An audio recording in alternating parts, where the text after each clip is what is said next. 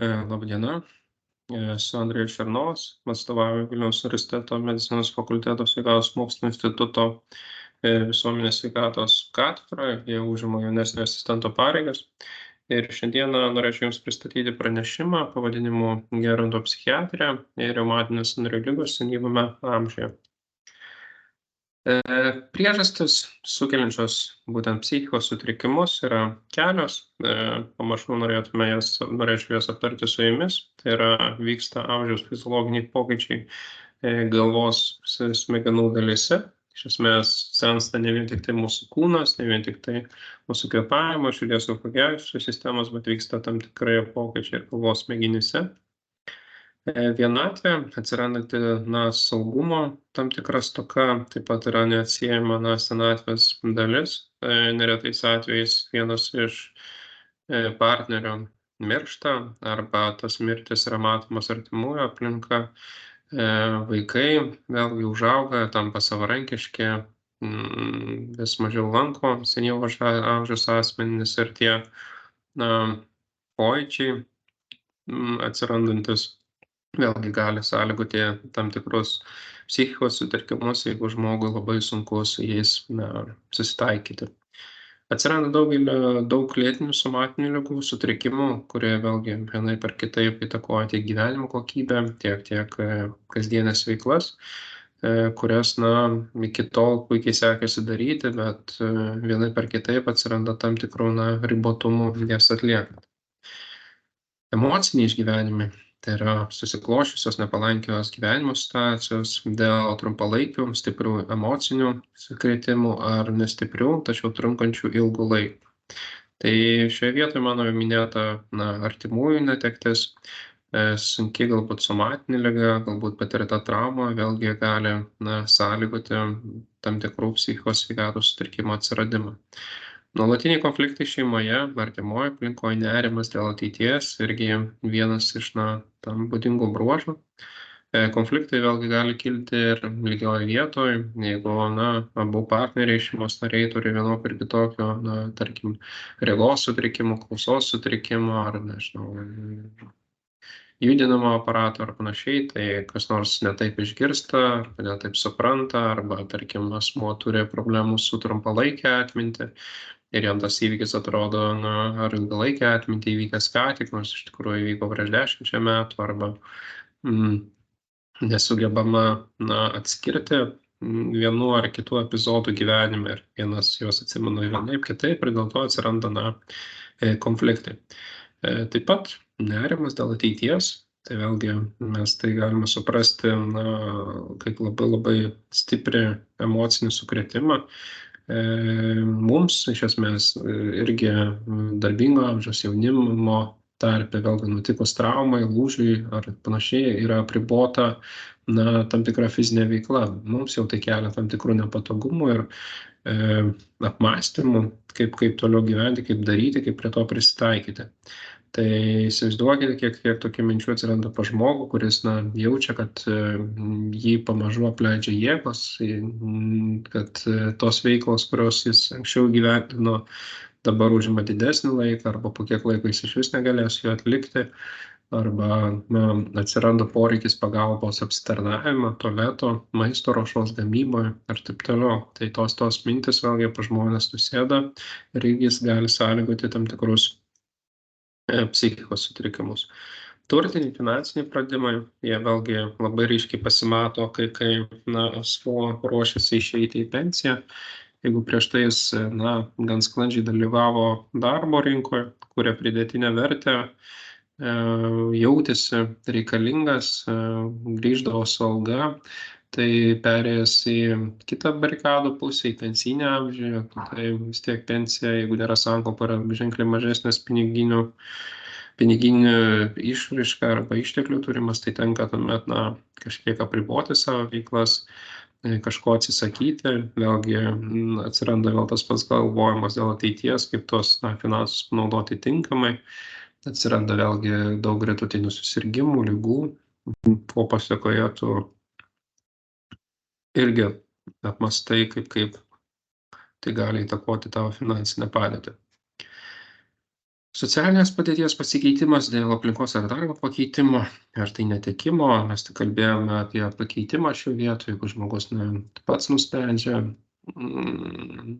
išeiti į pensiją, bet jeigu jis netenka darbo ir iš esmės, jeigu tu esi, jau to ribiniai srity amžiaus dalyje, kai tu neužilgo turėtum išeiti į pensiją, tai tokie žmonės paskui labai sunkiai įsitvirtina darbo rinkoje.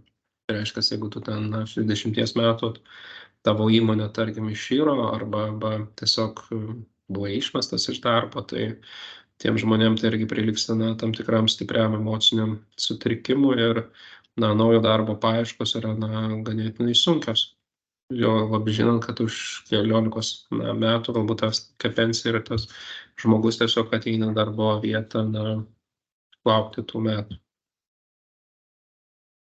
Dažniausiai sutrikimai, psichikos sveikatos sutrikimai, kurie ištinka senyvo amžiaus asmenys, dažniausiai būna neurozinio spektro, baimė, nerimas, panika, įkyrios būsenos ir mintis, potrauminio streso sutrikimas, generalizuotas nerimo, miego, valgymo ir kiti sutrikimai, afektiniai sutrikimai, depresija, manija, bipolinis afektinis sutrikimas, demencijos, jos išraiškos kaip Alzheimerio liga, multiinfarktinė demencija ar panašiai. Tai ganėtinai dažnai sutrikimai, kuriuos mes aptarsime tolimesnėse skaidruolėse. Senėjimo procesas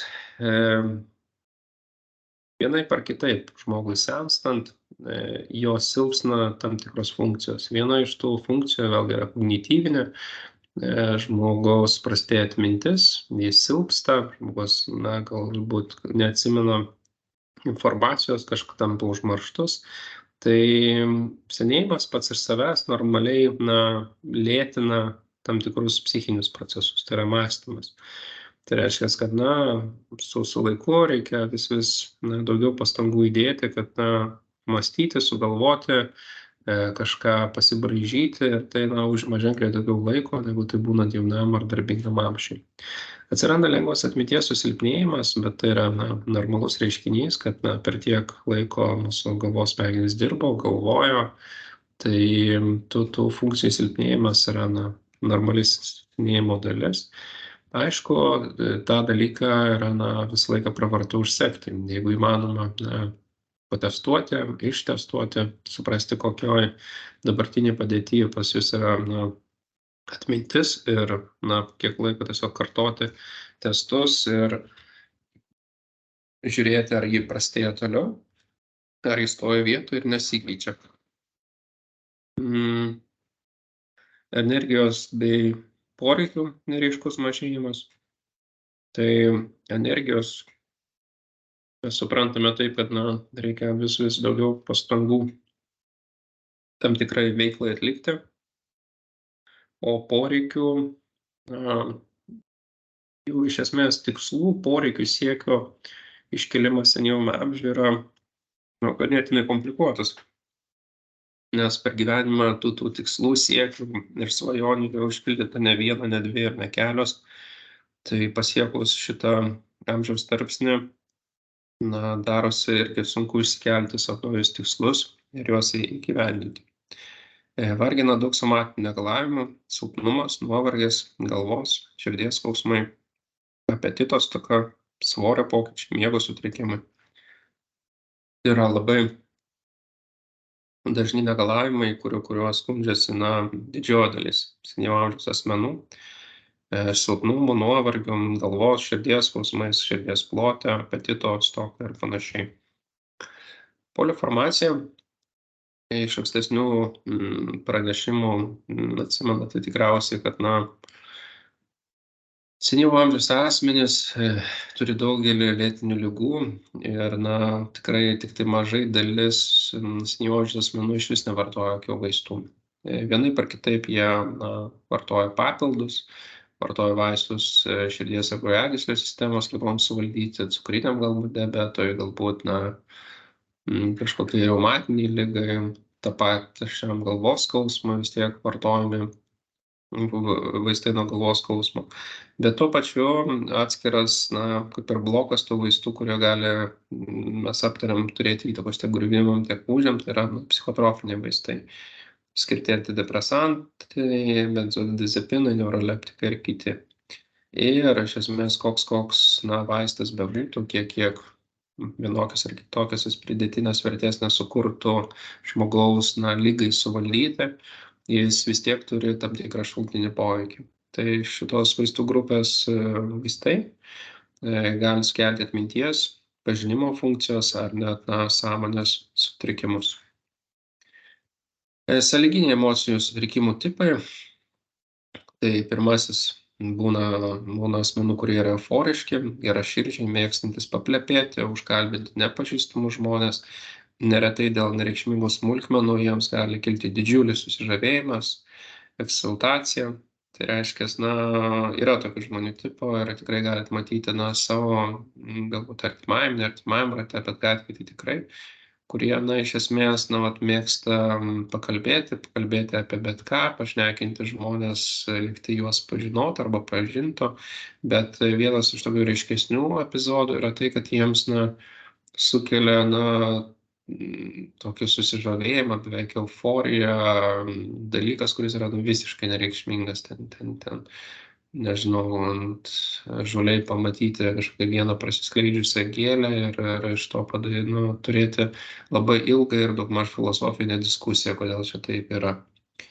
Kitas tipas yra vangūs, apatiški, nejudrus, jį niekas nedomina, nedžiugina. Trečias yra egoistiški, disforiški, užsispyrę, įtarūs, kažkuo nepatenkinti, nuolas murmantis, kritikuojantis, tačiau patys irgi stokojantis savikritikos. Tai tokių asmenų trečiosios kategorijos mes matome be galo daug, kur jie yra burbantis dažniausiai, tikrai nieko nepatenkinti. Jeigu skirtas kažkoks gydymas, tai jis blogai skirtas, jeigu spektaklis pastatytas, tai jis ne taip pastatytas, jeigu televizija, tai bloga televizija, jeigu žinios, tai negeros.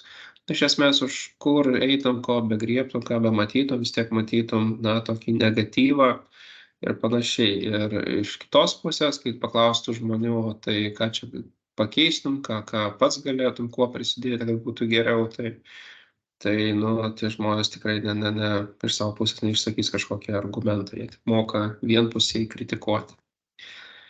Emocijų šuoliai, emocijų sutrikimai atsiranda, tokie ganėtinai anksti. Vienas jų yra padidėjęs dirglumas, irzlumas, bloga nuotaika, nuolatinis nepasitenkinimas, baimė, nerimas. Dirglumas dažnai kyla dėl to, kad bijoma nesugebėti atliktų darbų ar panašiai, kas yra, tikrai normalu. Tai, kad normalu, jeigu tai neperauga į kažkokį psichinį sutrikimą, kad tai netampa labai tokia dažna diskusijos vieta, problemos ir kad tai nėra tam tikras kraštutinumas, kai mes įvardiname, kad bijome sugebėti atliktų įprastų darbų. Taip mes galim nesugebėti, bet yra planas arba būdas, kaip tą galėtų padaryti.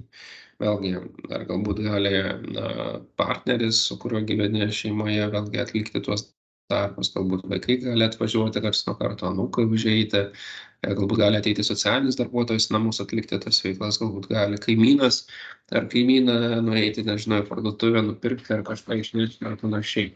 Tai esmė yra, kad kai tai yra, įvardinkim tai normos ribose, tai visi mano išvardinti daugmaž būdai tikriausiai veiktų. Bet kai tai yra labai kraštutiniai dalykai, tai ties tuo ir neapsistojama. Tai užsiakcentuojama tik tuo, kad aš negalėsiu atlikti darbų. Ir viskas. Ir toliau nesigilinama, nesiaiškinama, ką aš galėčiau padaryti, kokius žingsnius į priekį galėčiau atlikti, kad jie būtų atlikti. Be jokios priežasties gali kilti pyktis ar net agresyvumas. Tai čia toksai, užsidega, išsiplėskia ir tai tikrai nėra tam tikrą charakterio ypatybę ir panašiai, ypatingai senyvame amžiuje, kai toks be jokios priežasties dingsties atsiranda agresijos arba pykčio šuolis. Viskas atrodo beviltiška, vargina nuovargis, kamuoja nerimas dėl ateities, dėl grėsančios vienatvės ir dėl būsimų iš esmės ligų. Tai vėlgi yra vienas kraštutinių dalykų.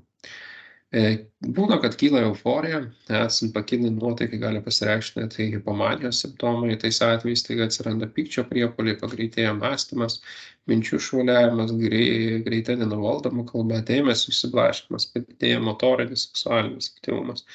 Tai šitoj stadijoj, tai vėlgi, kalbant apie tą pakilimą, euforiją, tai mes visą laiką kalbam apie psichikos sutrikimus, suprantame, kad tai yra labai kraštutiniai dalykai. Nes kalbant apie šitos sutrikimus ir ligas, dažniausiai, arba mūsų kasdienėme gyvenime visą laiką siekime rasti tą savo auksinį vidurį, savo tą, viduriuką, standartą, kuris mums neleistų taip labai smarkiai svarstyklėse laviruoti, tai į vieną, tai į kitą pusę. Šio sutrikimo atveju emocijų šuolis tai labai dažnai būna. Tai vienas jų yra toks euforinis ir būtent visiškai priešingas jam yra disforija. Tai yra labai bloga nuotaika, gali pasireikšti kiti lengvi depresijos, subdepresijos simptomai, mąstymo bei judesių sulėtėjimas. Tai tas didelis nuovargis pas žmogų ir tas emocinis išsekimas, sprogimas ir įvyksta taip, kad tu vieną dieną esi euforijoje ir sakai, nori daryti tą ir aną, tada ateina kita diena ar kitas rytas, tu krenti į dugną ir paskui vėl ateina ta kita banga, kad tu vėl keli į viršų. Tai labai išbalansuoja, ypatingai kai sunkiai pavyksta atrasti tą viduriuką. Asmens higiena, sumažėja rūpinimasis savo asmens higiena, tokie asmenys tampa nevalyvi, nesirūpina savo išvaizdą, nekeičia baltinių, rengiasi netvarkingai arba keistai, ne pagal savo amžių, ne pagal tam tikrą tipą. Bet higiena iš esmės, jie rūpinasi kiekvienas žmogus, nepriklausomai nuo savo amžiaus ar panašiai. Tai yra natūralus įprastas gyvenimo procesas, kai mes pastebime, kad žmonės pradeda ignoruoti arba nesirūpinti savo tą dalimi, tai mes neretais atvejais galime įtarti tam tikrus psichikos sveikatos sutrikimus ir tą dalyką iš esmės reikėtų tirti, aiškintis, kodėl taip yra. Nėra mums, kaip pasakyti, normalu ir įprasta nesirūpintis savo asmens higiena, savo švarams. Nė vienam iš mūsų tikriausiai nėra normalu vaikščioti su suplyšusiais, neplautais rūbais, jų nekeisti ir panašiai. Tai vėlgi rodo, kad yra kažkokių problemų, tik juos dar reikėtų tikslinti kiekvieno individuo atveju. Potraukio sutrikimai, tai 3 mitybos, savisaugos ir lytinio potraukio. Jie būdingi visam gyvūnijos pasauliui, žmonių potraukiai yra valdomi valios bei sąmonės, augant ir bręstant asmenybė atsiranda vis daugiau įvairių potraukių, intelektualinių, estetinių ir panašiai. Toliau mes pakalbėsime apie šiuos 3 skirtus, bet vėlgi norisi pabrėžti tai, kad mus ir išskiria būtent iš gyvūnijos pasaulio, tai kad tie potraukiai yra mūsų valdomi valios ir mes juos sąmonės savaime galime suprasti, suvaldyti, kažkur save prislopinti ir tinkamai iš esmės elgtis tam prideramų ir tinkamai vietoj, pagal tam tikrus vietos standartus. Tai vėlgi iš mūsų išskiria būtent iš gyvūnijos pasaulio. Kalbant apie mitybos potraukį, tai vėlgi sutrikus mitybos potraukiai sustiprėja arba kyla persivalgymo dėl nuolatinio alkio, bulimija arba rijimas dėl sotumo jausmo išnykimo, citomanija. Neretais atvejais padidėja cukraus poreikis dėl serotonino stokos, todėl senyvo amžiaus asmenys nuolat pasislėpę kažką kramsnoja, dažnai valgo saldainius, kažkokius čiulpiamus saldainius, cukrus, gabalinį cukrų, medų ar panašiai. Ir tas pastovus stimuliavimas per šitą dalį, per cukraus kiekio už pakelimą vėlgi sąlygoja tam tikrus mitybos potraukio sutrikimus. Tačiau dažniau mitybos potraukis susilpnėja. Tai reiškia, kad gali pastebėti, kad yra, neįvardinsiu tikslaus dabar procentą, bet gan didelė dalis žmonių senyvame amžiuje dėl būtent pasikeitimų burnoje, liežuvyje, dėl skonio kitokio supratimo, dėl prastos dantų būklės, iškritusių dantų ir aplamai to skonio alkio prislopinimo, jiems aplamai labai sunku prisiversti valgyti, nes visų pirma, jeigu ir valgo, tai valgo labai mažai. Jeigu jie valgo maistą, tai jaučia, jiems nepriimtina galbūt skausmo konsistencija dėl pasikeitusios audinių struktūros, dėl senėjimo procesų. Palengva netenkama vėlgi apetito, nustojama valgyti, vyksta anoreksija ir vėlgi gaunam užburtą ratą, kai mes negaunam reikalingų kalorijų tam tikrom veiklom atlikti, elementariai atsikelti, judėti ar panašiai. Vėl gauname tos paprastus simptomus - nuovargį, silpnumo, galvos svaigimą ir panašiai. Iškrypos mitybos potraukiui galima pradėti valgyti nevalgomus daiktus, tai parareksija, vėlgi smėlį, žemę, išmatas, molį ar bet ką, kad žmonės atrodo, kad gali tokius dalykus valgyti. Savisaugos potraukis, tai nustojama rūpintis savo saugumu ir sveikata, nuolat baiminamasi dėl savo sveikatos, bet baiminamasi iki tam tikros didelės paranojos, vaikštome pas daktarus, kas savaitę registruojam pas vizitus, pas vienus kitus, kartojami literatūros, šitie kraujo tyrimai, studijuojam mokslinę literatūrą, Google'as tampa gydytoju, pats pradedi save gydyti, diagnozuoti ligas ar panašiai, iki tokio tam tikro paranojinio dalyko, iki fanatizmo ar panašiai šitoj srity. Sutrikus šitam potraukiu galima nustoti jausti, ar jie yra pavalgę, ar išsimiegoję, ar pasišlapinę, ar pasituštinę.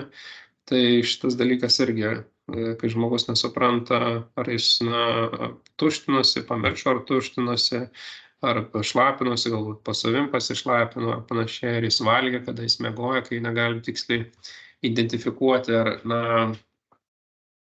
tuos procesus yra atlikę, tai vėlgi rodo tam tikrus sutrikimus. Ir nejausdami skausmo gali žaloti save ir nusižudyti. Lytinis potraukis, tai sutrikus lytiniam potraukiui gali pasireikšti hiperseksualumas, lytinio organų demonstravimas ar kiti patologiniai iškreipimai, kurie irgi būdingi. Miego sutrikimas, tai nemiga, iš esmės miego sutrikimą vargina apie 40% senyvo amžiaus asmenų. Senyvo amžiaus asmenys, kaip ir daugeliui suaugusių vaikų, bet kokio amžiaus tarpsnio asmenų yra be galo svarbus. Iš esmės, jam sutrikus ar atsiradus miego suvokimui, sutrikimui, žmonės neretai skundžiasi, kad jie nemiega, nors slaugytojai, šeimos nariai arba kitas personalas juos tikrai stebi miegančius. Jie tiesiog negeba suvokti. Naktinio nerimo metu gali išryškėti būtent kliedesynės apvaugimo idėjos. Jie bruzda naktį, kažko ieško, kažką slepia, kažkur perkelinėja, kažkur vaikštinėja, kampą į kampą nerasdami daiktų, kurių iš esmės niekada ir neturėjo. Tai čia vėlgi atsirandantis dalykas dėl miego trūkumo, dėl tam tikrų kognityvinių funkcijų sutrikimo, tai yra labai dažnai pasitaikantis epizodai, kai senyvo amžiaus asmenys vėlgi kažką slepia dėl to, kad galvoja, kad jos kažkas apvogs, prisidaro tam tikrų slėptuvių ir slėptuvėse nebūtinai ten slepiasi pinigai, daiktai ir panašiai, bet gali slėptis ir maisto produktai, ir ten šaukštai, ir šakutės, ir viskas, kas tik tai įmanoma, ir atrodo, kad svarbu tam asmeniui. Esant nerimui, sunkiai užmiegama, iš vakaro dažnai prabundama nakties metu. Tai labai būdingas senyvo amžiaus asmenim tas vadinamas nuduriavimas, kai tikriausiai ir savo ir aplinkui galite matyti, kad senyvo amžiaus asmuo tiesiog sėdi kėdėj, numinga, pasnuduriuoja ten 5-10 minučių, pusvalandį vėl pabunda, vėl pabendrauja, vėl pamiega ar panašiai, bet iš esmės nemiga dažniausiai kankina naktį, tuo metu atsiranda, yra tokia sąvoka kaip betikslis veiklumas, iš esmės, kai žmogus tiesiog blaškosi naktį. Jis užmigti negali, bet tada prasideda tam tikros veiksmų sekos, jis pradeda vaikščioti iš kampo į kampą, žiūrėti pro langą, eiti į balkoną, sugalvoja kažką, nežinau, palaistyti, kažką padaryti ar taip toliau, ir tas naktinis klaidžiojimas iš esmės ir trunka visą naktį, o dieną vyksta snūduriavimai. Priėjome prie depresijos, tai labai paplitęs psichikos sutrikimas tarp 7 amžiaus žmonių, procentaliai serga net iki 50% vyresnių negu 65 metų amžiaus asmenų. Sergant depresija būtent vyresniame amžiuje, paveldimumas nėra toks svarbus ligos išsivystymo veiksnys, prognozė, aišku, yra blogesnė nei sergant depresinėje jaunesniame amžiuje.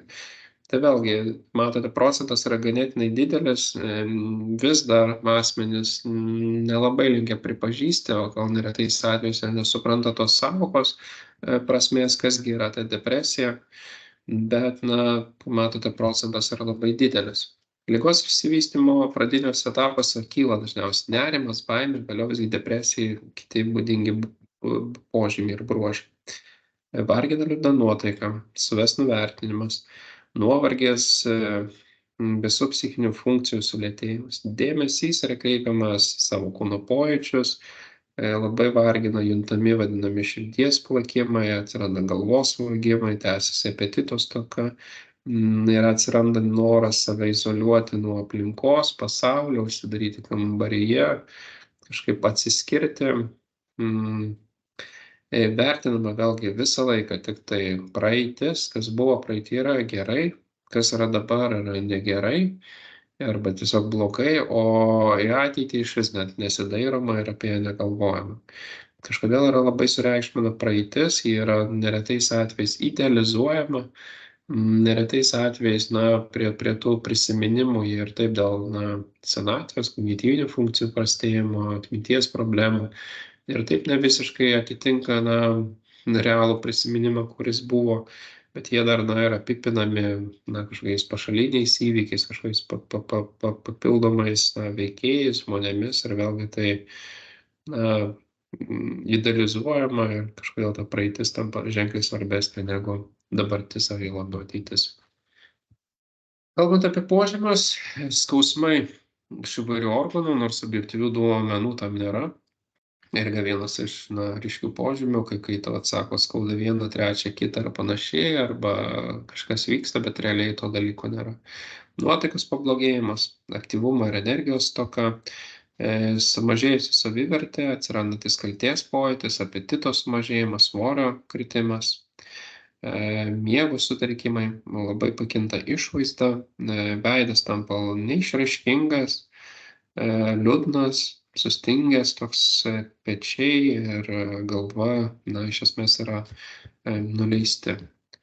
Elgesio pokyčiai, kurių anksčiau nebuvo, atsiranda abejingumas savo išvaizdą, aprangai, kūno ir rūbų švarai, ką mes jau ir minėjom, kad tas asmens higienos dalykas ir toliau neišlieka, jis tampa tiesiog tam žmogui nesvarbus, jame svarbu, ar jis susišukavęs, ar nesusišukavęs, ar nusiprausęs, ar nenusiprausęs, ar jis gerai kvepia, ar blogai kvepia, jam tai nėra svarbu.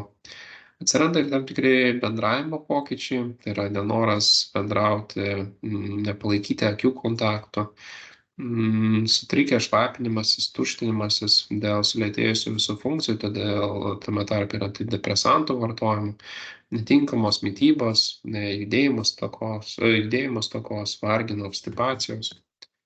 Neretai atsiranda ir smagus kaltės jausmas, kad jie apkartina artimųjų gyvenimą ir žmogus net gali bandyti nusižudyti. Tai prie depresijos ir iš esmės labai dažnai iš senyvo amžiaus asmenų girdime, kad jie laiko ypatingai, kai turi tam tikrą ligą, susirgimą arba tam tikrą negalią, kad jie yra tam tikra našta. Iš esmės našta yra savo artimajam, tai nežinau, dukrui, sūnui, savo vyrui. Ir atsiranda pamažu tokios mintis, kurios sako, kad be manęs būtų geriau, galėtume daryti, ką nori ar panašiai. Tai iš esmės, tie rizikos faktoriai prieš tai mano įvardinti ir sunkios tos somatinės lėtinės būklės, psichinės ligos, ankstesnė negalia gali sąlygoti bandymą nusižudyti. Ir kalbant apie savižudybės, tai tikrai nėra toksai retas ar tai epizodinis dalykas. Savižudybės skaičius vyresnių kaip 75 metų amžiaus žmonių tarpe yra 3 kartus didesnis nei tarp jauno amžiaus žmonių. Patariama, kad reikės kuo skubiau kreiptis į specialistą. Išgirdus tokius ketinimus atliekami specialūs testai, klausimynai, kaip įvertinti būtent savižudybės riziką. Tai vėlgi tiesiog norėtųsi akcentuoti, kad išgirdus iš artimųjų senyvo asmenų tiesiog tokį atrodytų kaip juokelį, kad čia nusižudysiu, ar gal nusižudysiu, kad tai būtų priimama kaip tikrai rimtas ir labai nejuokingas dalykas, kad tai vis tiek tęsti diskusiją, užklausti, ar mes gerai išgirdom, ar tikrai jums taip galvojate. Jeigu taip, tai kokie argumentai, ir jeigu žmogus iš esmės turi savo teoriją, tai reikėtų kreiptis į specialistų pagalbą, kaip mėginti tas mintis nuvyti, o jeigu taip ir yra, tai aiškintis, kodėl taip yra. Ar tai yra kalba už žmogų pati liga, jo dabartinė būklė ir panašiai, nes savižudybės tokių asmenų tarpe yra ganėtinai dažnos. Vėlgi būna savižudybių būdai, tai yra vaistų, kurių ir tai vartoja perdozavimas ir ne visais atvejais tos savižudybės būna sėkmingos, jos kaip tik kartais būna dar labiau žalojančios, kad ten pakenkiama inkstams, kepenims, jeigu tai yra susijęs su vaistų vartojimu, jeigu kažkokie sukelti savo fizinį skausmą ar panašiai, vyksta tiesiog lūžiai ar panašiai, tai ta išeitis iš to irgi ne visais atvejais ir baigėsi savižudybė, dar žmogus tiesiog pakenkė savo ir toliau tam tikroje negaliai pažeidimą toliau tenka gyventi. Pereiname prie demencijos. Tai yra palaipsniui atsirandantis pažintiminių funkcijų susilpnėjimas, kuris ženkliai sutrikdo, pradeda trikdyti ir paskui ženkliai sutrikdo kasdienę veiklą. Tai iš esmės demencija serga, matote, pagal statistiką kiek asmenų, tiesiog paimtume vyresnę 85 metų amžiaus grupę, tai iki 40% tokių žmonių turi demenciją. Išsivysčius žieviniai demencijai vystosi amnezija, afazija, agnozija, apraksija. Šie požymiai būdingi dažniausiai pasitaikančiai Alzheimerio ligai, kuria serga 10% žmonių pasaulyje. Lietuvoje sergančių Alzheimerio liga užregistruota per 1000. Alzheimerio liga yra ganėtinai jau savo pažengusioj stadijoje, yra labai ir grėsminga liga ir panašiai, ir tai yra tikrai nuolatinės priežiūros reikalauja tas žmogus, kuris serga tą ligą. Tai reikia pasidžiaugti, kad Lietuvos didžiuosiuose miestuose ir kuo toliau, tuo labiau Lietuvoje pradedama kurti specifiniai geriatriniai dienos centrai, kuriame tame tarpe ir jų galima atvežti savo mamą, tėtę, draugą arba su gyventinė dienai pabūti tam centre savaitėj, kad nusikrauti tą vienokį ir kitokį krūvį. Tu atveždamas žmogų supranti, kad jam bus užtikrinama saugi aplinka, kad jis bus saugus, kad jis savęs nesusižalos, jis bus pamaitintas, prižiūrėtas, atlikta vienokia ir kitokia su juo veikla, galbūt veikla, kuri stabdys ligos tolimesnį progresavimą ir panašiai. Tas pats yra su vaistų vartojimu ir taip toliau. Vėlgi, jeigu tai yra labai didelė pridėtinė nauda tik pačiai tai šeimai, kurie rūpinasi, nes jie gali gyventi savo įprastą gyvenimą, o ne kažkaip tai vėlgi investuoti finansinius, aišku, galimybės galima samdytis slaugytoją, kuris prižiūrėtų arba kitą darbuotoją tokį asmenį. Galima tiesiog vienam iš artimųjų tada būti su tuo žmoniu, bet tada vėlgi kenčia tos pajamos, to žmogaus laikas asmeninis ir panašiai. Tai kaip ir minėjau, tai sukelia didžiulį stresą artimiesiems bei slaugytojams, kitam personalui. Demencija nėra išgydoma, ji visą laiką progresuoja, žmogus tampa ne tik nedarbingas, bet ir nesavarankiškas, priklausomas nuo aplinkinių. Su jo globa susiję mažiausiai 3 žmonės ir vėlgi tai tampa ne tik medicinė, socialinė, bet tam tikra finansinė problema. Demencijos požymiai: blogėja atmintis, nuolat klausinėjama to paties, užmirštama pabaigti pradėtus darbus. Tai tas požymis ir yra, kad jeigu aplinkos rate išgirsite, kad jūs klausite to paties, nu tai paklauskim. Tik to paties klausia ar panašiai, jis tikėtina atsakys, ai, neatsimenu, norėjau pasitikslinti ir ten vėlgi juoko formą nuleis. Bet iš esmės, na, jeigu tas žmogus daug kartų klausinėja, tai yra tam tikras požymis. Užmirštami pradėti pabaigti darbai, tai vėlgi čia kaip pavyzdys, jeigu nueiti pas tokį žmogų, kuriam, na, demencija jau pradeda rodyti savo pasireikšti tam tikrais požymiais, tai tas nepradėtų darbų, darbelių, jo gyvenamajam name gali pamatyti labai daug, kur tu matysi, kad ten buvo pradėtas kažkas numestas, ten kažkas daryta numestas ir panašiai. Ir, na, visi namai išdėstyti tokie išmėtyti su pradėtais ir pabaigtais darbais.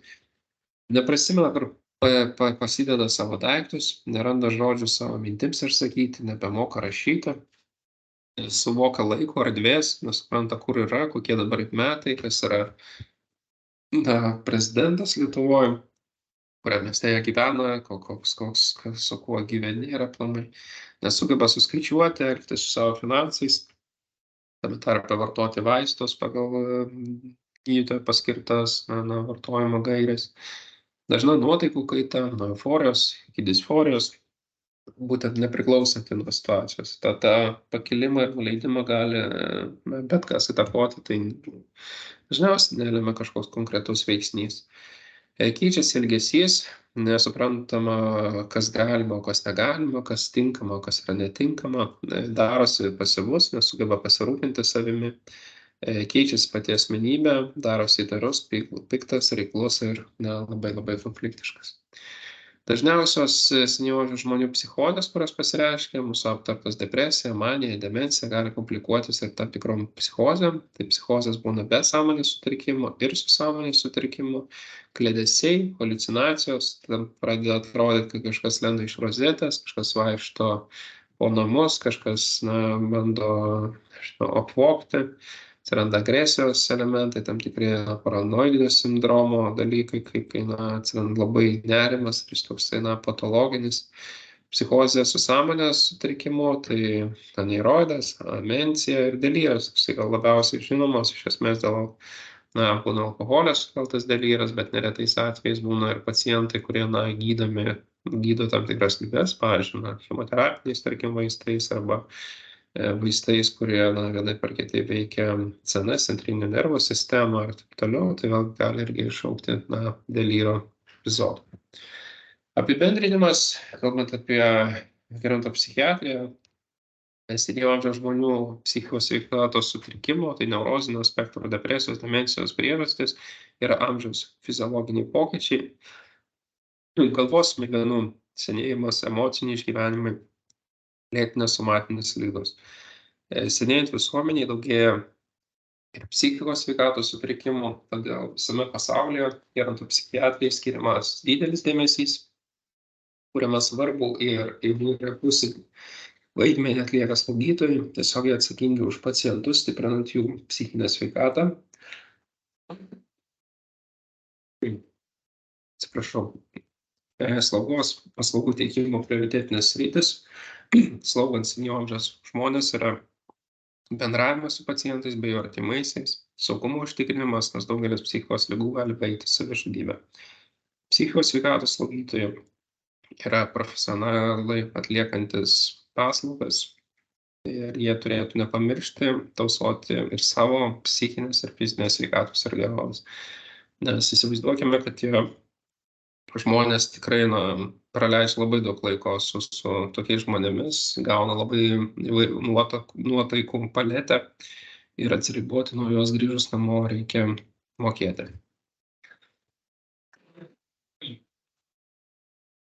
Toliau pakalbėkime apie reumatines sąnarių ligas. Tai istorija. Reumatinės ligos, toliau būtų trumpinamas RL, yra vienos seniausių žinomų ligų. Apie jas dar kalbėjo savo veikalose Hipokratas. Šiuo metu yra žinoma daugiau negu 200 skirtingų reumatinių pobūdžių susirgimų, kurios pažeidžia sąnarius, sausgysles, kaulus, raumenis ir jungiamąjį audinį. Ir dažniausias iš tų reumatinių ligų simptomas yra, žinoma, kad skausmas. Kas ketvirtas Europos gyventojas skundžiasi reumatiniais skausmais. Reumatinės ligos lemia didelę dalį neįgalumo skaičiaus padidėjimo išsivysčiusiose šalyse ir daugiau neįgalumo atvejų nei nuo piktybinių navikų ar širdies ir kraujagyslių ligų. Pagal neįgalumo rodiklius reumatinės ligos skirtingose šalyse, skirtingose amžiaus grupė užima pirmą arba antrą vietą tarp šių ligų grupių. Moksliniai tyrimų rezultatai rodo, kad reumatinės ligos yra susijusios su mūsų kalbėtų nerimu, depresija, nuovargiu, pervargimu, perdegimo tam tikru, asmeninių santykių problemos artimoje aplinkoje, šeimoje, blogėjančia gyvenimo kokybė, pavyzdžiui, sisteminės raudonosios viršligės atveju, sisteminės išsėtinės sklerozės, reumatoidinio artrito ir kitų reumatinių ligų atvejais. Lėtinės reumatinės ligos dažniausiai sukelia sąnarių, nugaros, dubens skausmus, tiek ramybės, tiek būtent fizinio krūvio metu. Galime matyti vėlgi patinusius sąnarius, paraudusius. Rytinis sąnarių stygimas yra irgi labai dažnas simptomas, kai žmonėms pakilti, kaip jie sako, išjudėti, reikia įdėti tam tikrų pastangų, kad pradėjus judėti, išmankštinti sąnarius, jie galėtų pradėti dieną.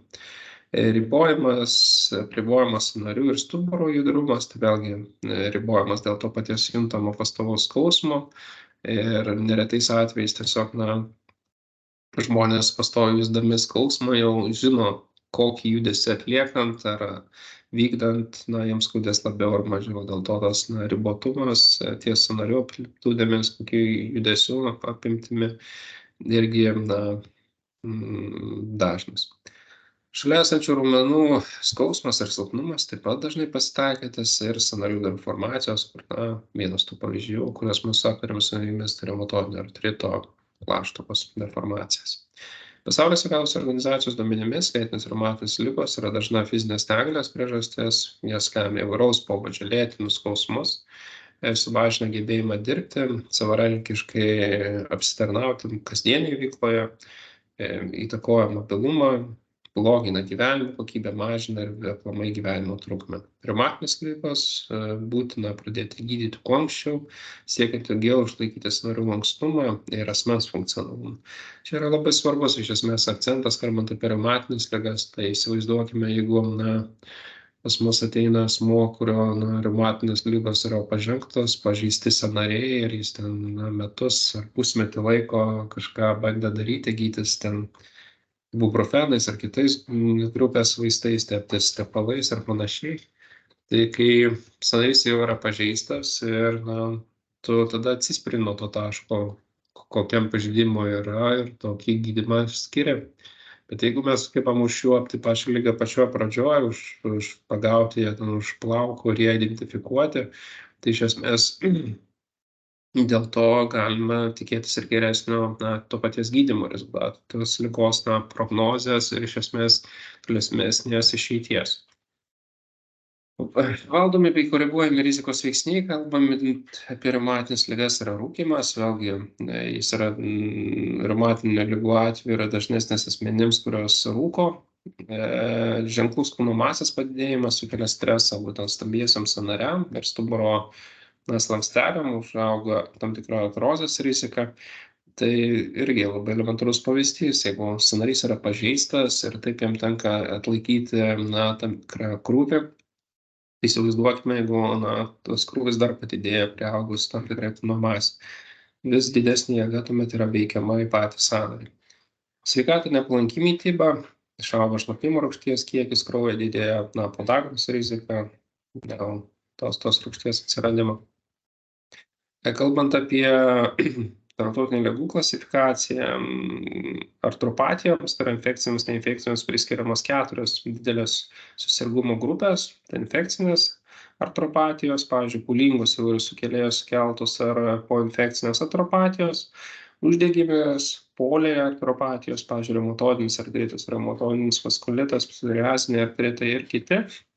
Artrozė yra osteoartritas, poliartrozė, koksartrozė, gonortrozė ir kitos sąnarių ligos, kurios nebuvo išvardintos prieš tai, bet jos vienaip ir kitaip daro kitus sąnarių aplamai deformacijas sąnarių nestabilumo, kelio sąnarių, meniskų pažeidimus ir kita. Aplamai jas visas galima būtų suskirstyti į dvi pagrindinės grupės, tai uždegiminės kilmės ir degeneracinės. Reumatinių ligų gydymas ir reabilitacija, tai kiekvienas reumatinių ligą sergantis pacientas yra individualus, su savo individualia ligos istorija ir klinika. Sergančius reumatinių ligą svarbu sumažinti ligos simptomus, ypatingai skausmą, išlaikyti, didinti sąnarių lankstumą bei judesių amplitudę, stiprinti raumenų jėgą, mokyti tausoti sąnarius, vengti tuo pačiu atitolinti sąnarių deformacijos, koreguoti esamas deformacijos. Konsultuoti dėl kompensacinių priemonių.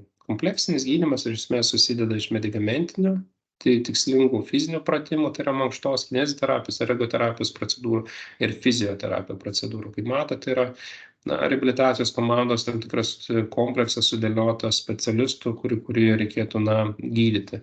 Planuojant, skiriant kompleksinį gydymą, vėlgi svarbus ir paties paciento įsitraukimas. Tai yra, jis vis tiek vienaip ar kitaip turi įsitraukti savo gydymo proceso, o ne pasakyti, kad kiti turi padaryti viską už jį. Bendros rekomendacijos esant reumatiniam ligom, tai reguliarūs ir tinkamai vartojami gydytojo paskirti vaistai, tai malšinamas skausmas, kasdienis mankštos, prieš mankštą būtinai apšilti, po mankštos uždėti šaltą kompreksą ant aktyviai dirbusių sąnarių. Tai vėlgi, kad žinote, judėjimo, vėlgi, per sąnarys yra skausmingas, vienaip ar kitaip tas skausmas nedings nuo fizinės veiklos ar panašiai. Dėl to labai svarbu, kad prieš tai ergoterapeutas, kineziterapeutas įvertintų to žmogaus galimybės daryti vienokius ar kitokius pratimus, kad jis nuo savo netinkamą atliekamų pratimų dar labiau nesužalotos tą sąnarį. Ir aišku, po tokių užsiėmimų procedūros sąnarys dar labiau patinsta, tampa dar labiau skausminga. Bet siekiant su tuo mažinti, mes visą laiką galim uždėti šaltą kompresą.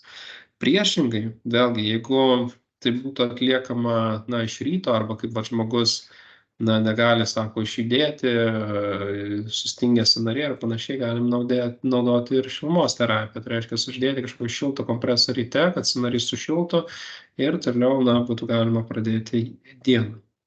Racionalus maitinimas,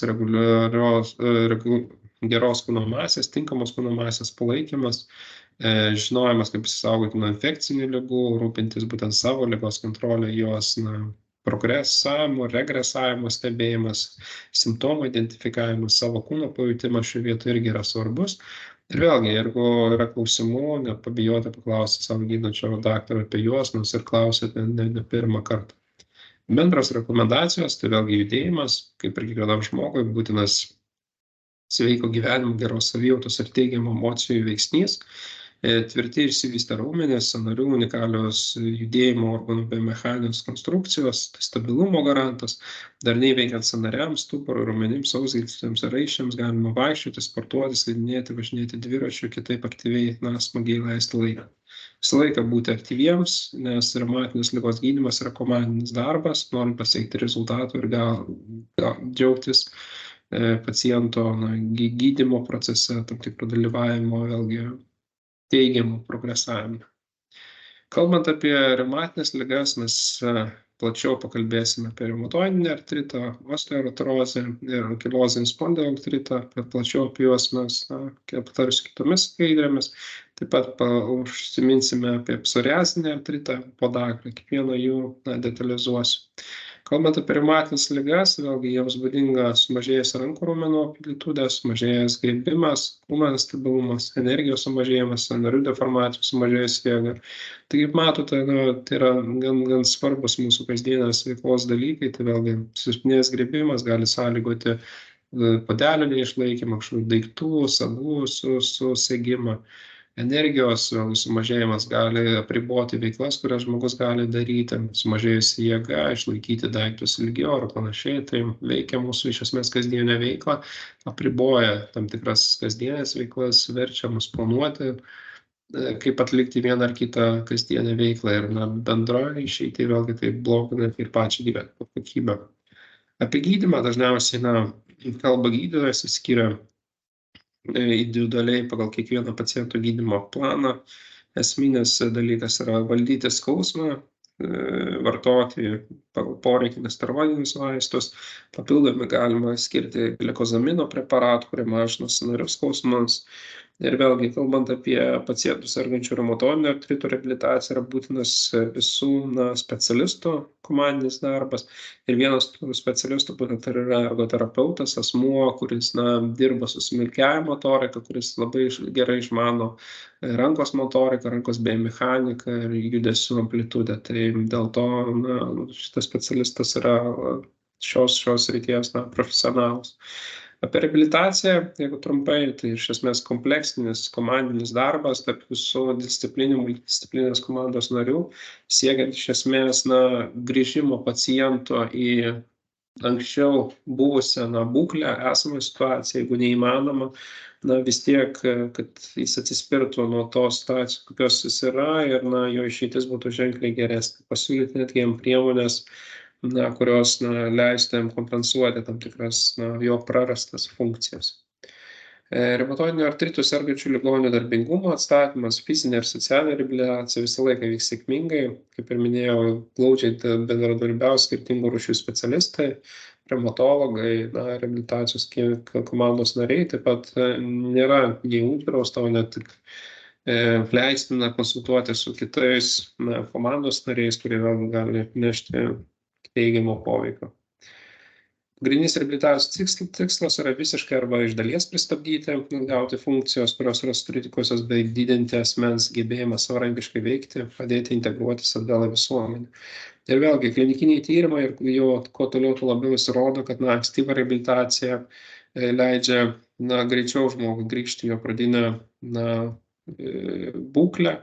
Tai reiškia, net po traumų, po lūžių ar panašiai, reabilitacija jau gali būti pradedama kitą dieną, nes iš esmės, kuo anksčiau bus pradėta, tuo greitesnis yra paciento atstatymas. Kalbant apie procedūras, kurias atliekamos ir Lietuvoje, tai nuo kineziterapijos, ergoterapijos ir individualios dietos, aptarsime fizioterapiją naudojamas, tai yra hidroterapija, pacientas sergantiems reumatoidiniu artritu gali būti skiriama kineziterapija vandenyje, yra efektyvi mažinant būtent reumatoidinio artrito simptomus. Pastebėta, kad taikant kineziterapiją vandenyje sumažėja skausmas, padidėja sergančiojo fizinis aktyvumas ir emocinė savijauta. Balneoterapija yra, tokių, kaip pasakyti, mineralinės vonios yra vienas iš seniausių gydymo metodų. Manoma, kad jos mažina skausmą, gerina pacientų savijautą, bet dalis mokslinių tyrimų sako, kad pagerėjusią būtent sąnarių, raumenų funkciją ir bendrą būklę gali veikti vien tik tai psichologinio pobūdžio dalykai. Tai reiškia, kad vis tiek mineralinės druskas, buvimas vandenyje ir tas buvimas tokio aplinkoje irgi gali turėti įtakos geresnė ligos prognozė. Apie krioterapiją, šalčio terapiją mes jau pakalbėjom, kad iš esmės karštiems sąnariams, skausmingiems sąnariams galima dėti šalčio kompresus. Jį taip pat gali būti taikoma visam kūnui ir nustatyta, kad mažina skausmą, o išlikę rezultatai pastebimi ir po 2 mėnesių. Apie termoterapiją irgi esu užsiminęs, kad šiltas dušas ar ryte irgi kompresai ant sąnarių gali padėti judėti dienos pradžioje, tai reiškia pradėti rytą, dieną ir tai nereikalauja iš paciento labai didelių kažkokių investicijų ar tai pastangų, jų labiau, kad tuomet jo gyvenimo kokybė iš ryto žmogus įsibėgėja ženkliai greičiau, negu jis tiesiog mėgintų kažką daryti, laukti, kol sąnariai patys galės tinkamai judėti. Fizioterapija, tai vėlgi rekomenduojama taikyti ultragarso ar lazerinį skausminamosios elektrinės stimuliacijos, nes raumenų elektrinės stimuliacijos ir metodus. Dauguma teigiamų efektų gaunamų iš lazerio procedūrų, tačiau jos turi tik trumpalaikį poveikį skausmo malšinimui, rytinio sąnarių suskildimo mažinimui bei judesių amplitudės išlaikymui, nes yra taikoma pažeistų sąnarių skausmo mažinimui. Tyrimuose buvo pastebėti teigiamą rezultatą taikant reumatinį plaštaką, reumatoidinio artrito pažeisti plaštakai, sumažėjo skausmas, pagerėjo griebimo jėga, taikoma raumenų jėgos mažėjimo ir atrofijos prevencija. Osteoartrito simptomai tai yra dažniausiai jaučiami bendri simptomai, skausmas sąnario sukietėjimas, jaučiamas sąnario suskietėjimas, ypač po ilgesnio laiko pailsėjus, Sąnariai gali patinti dažniausiai po didelio krūvio ir šie simptomai dažniausiai atsiranda palaipsniui. Atsiranda ir bendri simptomai, tai skaudantis, sukietėję sąnariai, didėja sąnariai, klubai, keliai, po sąnario išjudimo jis juda laisviau, girgždantis, tam tikros krepitacijos, garsas lankstant sąnarį, lengvas patinimas, skausmas sustiprėja po ankstesnės veiklos ar dienai pasibaigiant. Kodėl jis atsiranda? Ilgą laiką buvo manoma, kad osteoartritas dėl sąnarių susidėvėjimo, tačiau dabar žinoma, kad tai yra sąnarių liga ir šios ligos faktoriai, kurie gali turėti įtakos ligos išsivystymui, yra genai, paveldimumas. Galbūt yra problemų giminėj, kurio genetikoje prastai gaminamas kolagenas, proteinas, kuris būtent skaido kremzlę ir gali paveldėti artimieji. Svoris, čia mažai ką pakomentuoti galima, iš esmės toks įdomesnis dalykas, kad dėl svorio, dėl padidėjusio riebalinio audinio citokinai gali skirti medžiagą žalojančias sąnarius, traumas, tai vėlgi dažnas sąnarių naudojimas, kurie atletai, sportininkai arba tie patys senyvo amžiaus asmenys, supraskime, kad gimė su tais sąnariais, užaugo ir vykdė įvairias veiklas per tą laikotarpį, kokį pasiekė savo amžiuje. Iš esmės per tą laiką sąnarys tikrai dėvisi, nusidėvi ir jo vienokia ir kitokia būklė lieka. Gydymas, tai vėlgi, kaip ir visų tikriausiai reumatinių ligų, tai yra skausmo kontrolė, gydymas dažniausiai kiekvienam ligoniui paskiriamas pagal poreikį, vėlgi nuo mankštų reabilitacijos iki vaistų. Efektyviausiai iš esmės skausmą malšina arba simptomus yra kombinuotas gydymas, tai vėlgi skausmą malšintais vaistai, plus medikamentinė mankšta. Nemedikamentinės gydymas tai būtų mažinti krūvį sąnariams, normalizuoti kūno masę, nešioti sunkių daiktų ir panašiai. Ankilizuojantis spondiloartritas tai nežinomos priežasties lėtinė progresuojanti uždegiminė liga, kuri dažniausiai pažeidžia stuburą, kryžkaulio klubo sąnarius, rečiau periferinius sąnarius ir vidaus organus. Dažniausiai ligos pradžioje pilpus pažeidžiami kryžkaulio klubo sąnarys ir juosmeninė stuburo dalis. Ligai progresuojant pažeidimas kyla į viršų, apima visą stuburą. Toks procesas, kai sąnariai tampa nejudrus dėl kaulų sujungimo, vadinama būtent ankilozė. Ligai taip pat būdingos ir vadinamas enterozopatijos, kai dėl uždegimo sausgyslio sąnario kapsulės raiščių prisitvirtinamo prie kaulų vietos ir vyksta jų kaulėjimas. Kokie asmenys pažeidžiami, tai vėlgi pasitaiko ir senyvo amžiaus asmenų tarpe, būna ir jauniems nuo 15-35 metų amžiaus, dažniau vyrams, bet to moterims artrito, spondiloartrito eiga būna lengvesnė negu vyrams. Simptomams vėlgi tie patys skausmai nugaros dalyje prasideda palaipsniui, galiausiai stiprėja per keletą savaičių ir mėnesių, skausmas gali plisti kirkšnys, sėdmenys, kojas. Dažnai skausmas kartojasi naktimis, pažadinamas ligonį, ramybėje skausmas nemažėja, jis pagerėja nuo lengvų fizinių pratimų, taip pat būdingas stuburo sustingimas rytais, trunkantis keletą valandų. Dieną tik sustingimas, tiek skausmas sumažėja, neretai pasitaiko achilo sausgyslio pado fascijos uždegimas, formuoja kaulinės iššaukos kūnų srityje, dėl to atsiranda skausmai vaikštant. Laikui bėgant, skausmas plinta stuburo aukštyn, atsiranda jau krūtinės, kaklo skausmai, kai pažeidžiami sąnariai tarp stuburo ir šonkaulių, taip pat tarp šonkaulio ir krūtinkaulio sumažėja ir krūtinės ląstos judrumas, o kartu sunkėja ir kvėpavimo judesiai krūtinėje. Todėl pacientui tenka išmokti kvėpuoti diafragmą. Vėliau tampa riboti ir kaklo judesiai, galiausiai stuburas visiškai tampa nejudrus. Gydymas pasveikti visiškai negalima, skiriamas gydymas mažinti sąnarių uždegimą, skausmą, gerinamas stuburo lankstumas.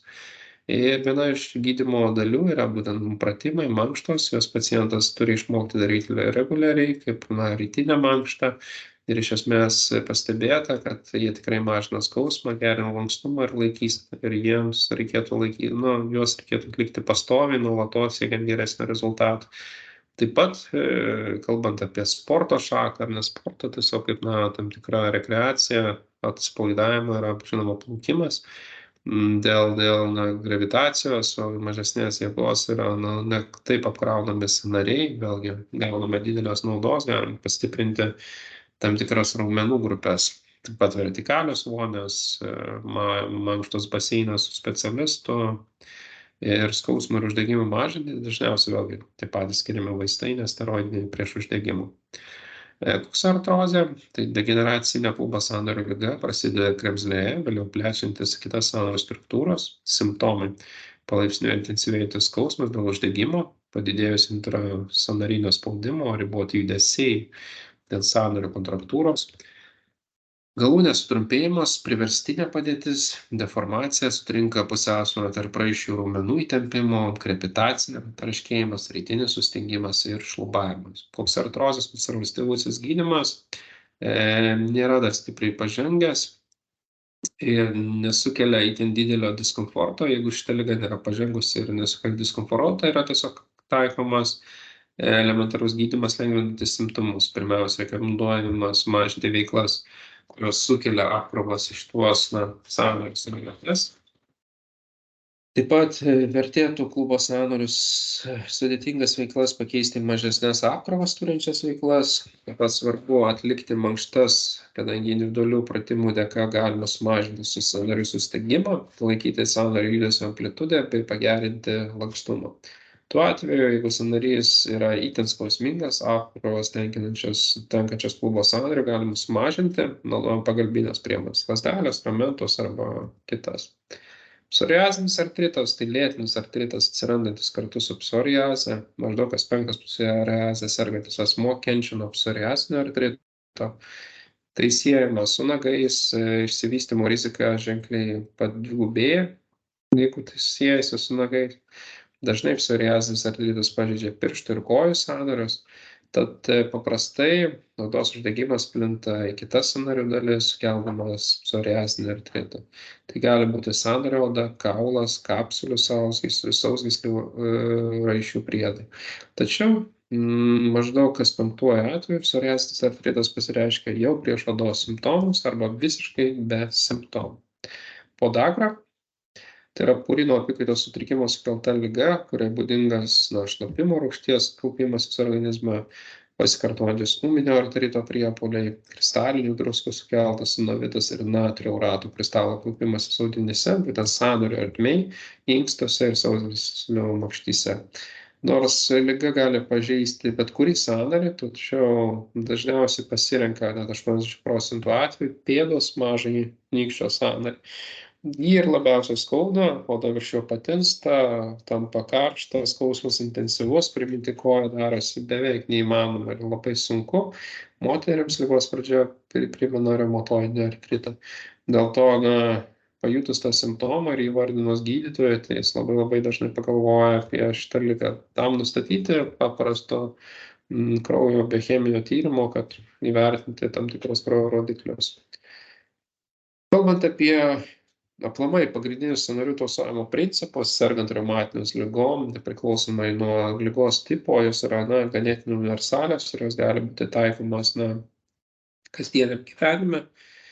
Patartina naudoti stipriausius ir didžiausius sąnarius tinkamus darbo atlikti. Tai reiškia, kad naudotis mūsų didiesiais sąnariais ir nedėti labai didelio krovų ant mūsų smulkesnių pirštų ar kitų.